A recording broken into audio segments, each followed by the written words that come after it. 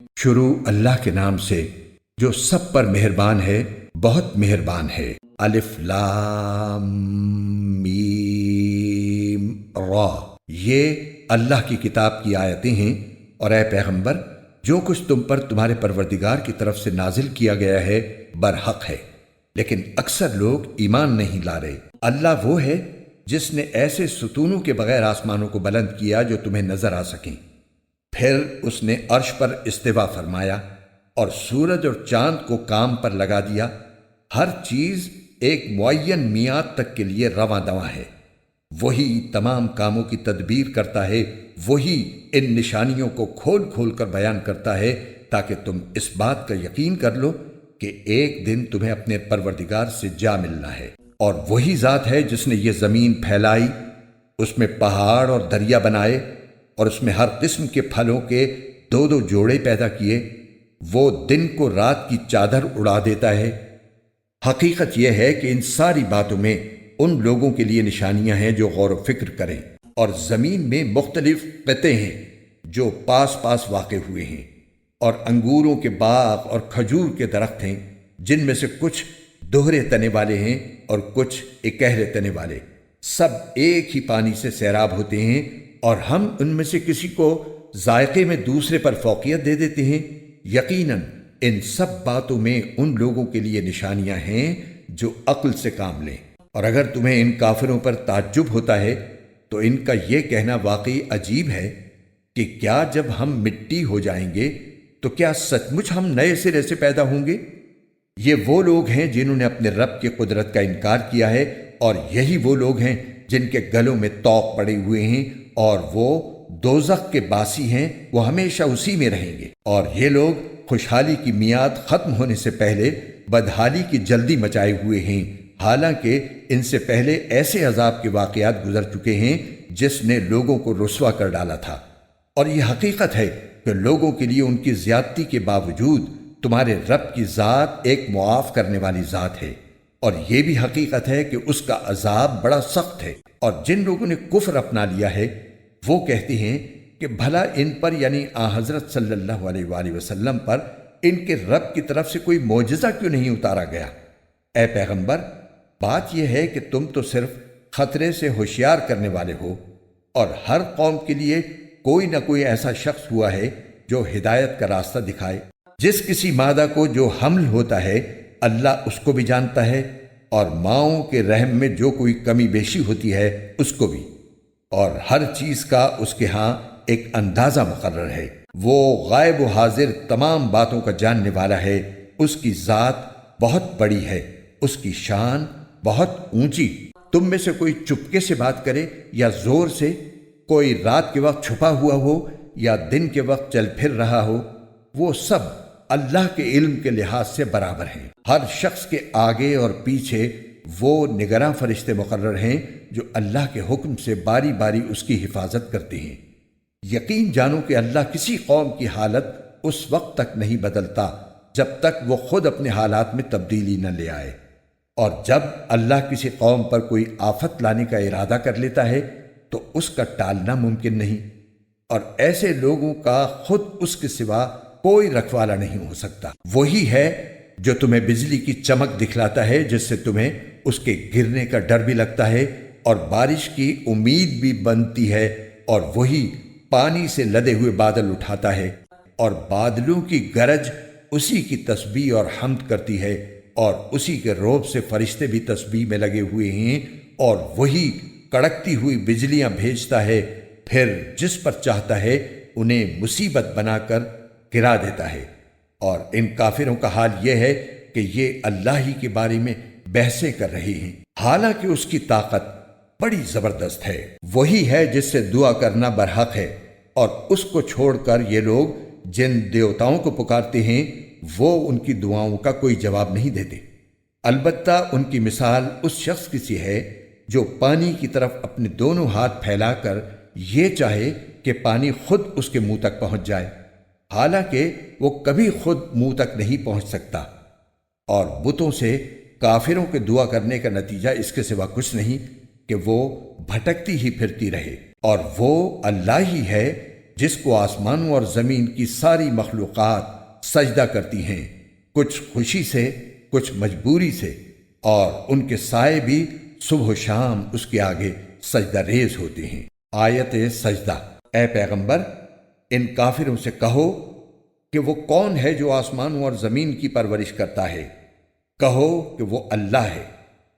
کہو کہ کیا پھر بھی تم نے اس کو چھوڑ کر ایسے کارساز بنا لیے ہیں جنہیں خود اپنے آپ کو بھی نہ کوئی فائدہ پہنچانے کی قدرت حاصل ہے نہ نقصان پہنچانے کی؟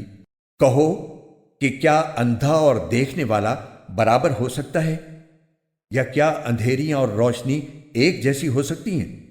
یا ان لوگوں نے اللہ کے ایسے شریک مانے ہوئے ہیں جنہوں نے کوئی چیز اسی طرح پیدا کی ہو جیسے اللہ پیدا کرتا ہے، اور اس وجہ سے ان کو دونوں کی تخلیق ایک جیسی معلوم ہو رہی ہو؟ اگر کوئی اس غلط فہمی میں مبتلا ہے تو اس سے کہہ دو کہ صرف اللہ ہر چیز کا خالق ہے، اور وہ تنہا ہی ایسا ہے کہ اس کا اقتدار سب پر حاوی ہے۔ اسی نے آسمان سے پانی برسایا جس سے ندی نالے اپنی اپنی بساط کے مطابق بہہ پڑے، پھر پانی کے ریلے نے پھولے ہوئے جھاگ کو اوپر اٹھا لیا، اور اسی قسم کا جھاگ اس وقت بھی اٹھتا ہے جب لوگ زیور یا برتن بنانے کے لیے دھاتوں کو آگ پر تپاتے ہیں۔ اللہ حق اور باطل کی مثال اسی طرح بیان کر رہا ہے کہ دونوں قسم کا جو جھاگ ہوتا ہے وہ تو باہر گر کر ضائع ہو جاتا ہے، لیکن وہ چیز جو لوگوں کے لیے فائدہ مند ہوتی ہے وہ زمین میں ٹھہر جاتی ہے۔ اسی قسم کی تمثیلیں ہیں جو اللہ بیان کرتا ہے۔ بھلائی انہی لوگوں کے حصے میں ہے جنہوں نے اپنے رب کا کہنا مانا ہے، اور جنہوں نے اس کا کہنا نہیں مانا، اگر ان کے پاس دنیا بھر کی ساری چیزیں بھی ہوں گی بلکہ اتنی ہی اور بھی، تو وہ قیامت کے دن اپنی جان بچانے کے لیے وہ سب کچھ دینے کو تیار ہو جائیں گے۔ ان لوگوں کے حصے میں بری طرح کا حساب ہے، اور ان کا ٹھکانہ جہنم ہے، اور وہ بہت برا ٹھکانہ ہے۔ جو شخص یہ یقین رکھتا ہو کہ تم پر تمہارے پروردگار کی طرف سے جو کچھ نازل ہوا ہے برحق ہے، بھلا وہ اس جیسا کیسے ہو سکتا ہے جو بالکل اندھا ہو؟ حقیقت یہ ہے کہ نصیحت تو وہی لوگ قبول کرتے ہیں جو عقل و ہوش رکھتے ہوں، یعنی وہ لوگ جو اللہ سے کیے ہوئے عہد کو پورا کرتے ہیں اور معاہدے کی خلاف ورزی نہیں کرتے، اور جن رشتوں کو اللہ نے جوڑے رکھنے کا حکم دیا ہے یہ لوگ انہیں جوڑے رکھتے ہیں اور اپنے پروردگار سے ڈرتے ہیں اور حساب کے برے انجام سے خوف کھاتے ہیں۔ اور یہ وہ لوگ ہیں جنہوں نے اپنے رب کی خوشنودی کی خاطر صبر سے کام لیا ہے اور نماز قائم کی ہے، اور ہم نے انہیں جو رزق عطا فرمایا ہے اس میں سے خفیہ بھی اور علانیہ بھی خرچ کیا ہے، اور وہ بدسلوکی کا دفاع حسن سلوک سے کرتے ہیں۔ وطن اصلی میں بہترین انجام ان کا حصہ ہے، یعنی ہمیشہ رہنے کے لیے وہ باغات جن میں وہ خود بھی داخل ہوں گے، اور ان کے باپ دادوں، بیویوں اور اولاد میں سے بھی جو نیک ہوں گے وہ بھی، اور ان کے استقبال کے لیے فرشتے ان کے پاس ہر دروازے سے یہ کہتے ہوئے داخل ہوں گے کہ تم نے دنیا میں جو صبر سے کام لیا تھا اس کی بدولت اب تم پر سلامتی ہی سلامتی نازل ہوگی، اور تمہارے اصلی وطن میں یہ تمہارا بہترین انجام ہے۔ اور دوسری طرف جو لوگ اللہ سے کیے ہوئے عہد کو مضبوطی سے باندھنے کے بعد توڑتے ہیں اور جن رشتوں کو اللہ نے جوڑے رکھنے کا حکم دیا ہے انہیں کاٹ ڈالتے ہیں اور زمین میں فساد مچاتے ہیں، تو ایسے لوگوں کے حصے میں لعنت آتی ہے، اور اصلی وطن میں برا انجام انہی کا ہے۔ اللہ جس کے لیے چاہتا ہے رزق میں وسعت کر دیتا ہے، اور جس کے لیے چاہتا ہے تنگی کر دیتا ہے۔ یہ کافر لوگ دنیاوی زندگی پر مگن ہیں، حالانکہ آخرت کے مقابلے میں دنیاوی زندگی کی حیثیت اس سے زیادہ نہیں کہ وہ معمولی سی پونجی ہے۔ اور جن لوگوں نے کفر اپنا لیا ہے وہ یہ کہتے ہیں کہ ان پر، یعنی محمد صلی اللہ علیہ وسلم پر، ان کے پروردگار کی طرف سے کوئی نشانی کیوں نہیں اتاری گئی؟ کہہ دو کہ اللہ جس کو چاہتا ہے گمراہ کر دیتا ہے اور اپنے راستے پر انہی کو لاتا ہے جو اس کی طرف رجوع کریں۔ یہ وہ لوگ ہیں جو ایمان لائے ہیں اور جن کے دل اللہ کے ذکر سے اطمینان حاصل کرتے ہیں۔ یاد رکھو کہ صرف اللہ کا ذکر ہی وہ چیز ہے جس سے دلوں کو اطمینان نصیب ہوتا ہے۔ غرض جو لوگ ایمان لائے ہیں اور جنہوں نے نیک عمل کیے ہیں ان کے حصے میں خوشحالی بھی ہے اور بہترین انجام بھی۔ اے پیغمبر، جس طرح دوسرے رسول بھیجے گئے تھے اسی طرح ہم نے تمہیں ایک ایسی امت میں رسول بنا کر بھیجا ہے جس سے پہلی بہت سی امتیں گزر چکی ہیں، تاکہ تم ان کے سامنے وہ کتاب پڑھ کر سنا دو جو ہم نے وحی کے ذریعے تم پر نازل کی ہے، اور یہ لوگ اس ذات کی ناشکری کر رہے ہیں جو سب پر مہربان ہے۔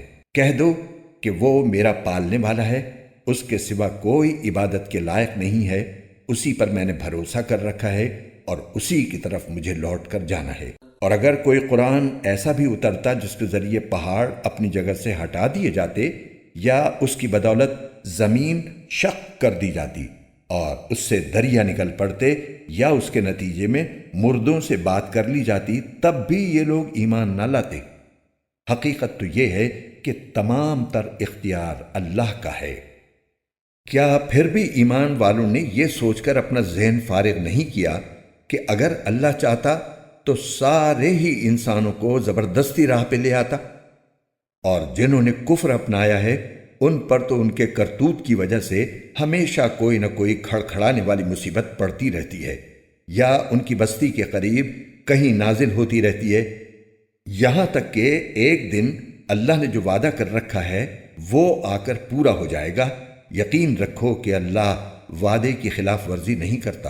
اور اے پیغمبر، حقیقت یہ ہے کہ تم سے پہلے پیغمبروں کا بھی مذاق اڑایا گیا تھا، اور ایسے کافروں کو بھی میں نے مہلت دی تھی، مگر کچھ وقت کے بعد میں نے ان کو گرفت میں لے لیا۔ اب دیکھ لو کہ میرا عذاب کیسا تھا۔ بھلا بتاؤ کہ ایک طرف وہ ذات ہے جو ہر شخص کے ہر کام کی نگرانی کر رہی ہے، اور دوسری طرف ان لوگوں نے اللہ کے ساتھ شریک مانے ہوئے ہیں۔ کہو کہ ذرا ان اللہ کے شریکوں کے نام تو بتاؤ۔ اگر کوئی نام لوگے تو کیا اللہ کو کسی ایسے وجود کی خبر دو گے جس کا دنیا بھر میں اللہ کو بھی پتہ نہیں ہے؟ یا خالی زبان سے ایسے نام لے لوگے جن کے پیچھے کوئی حقیقت نہیں؟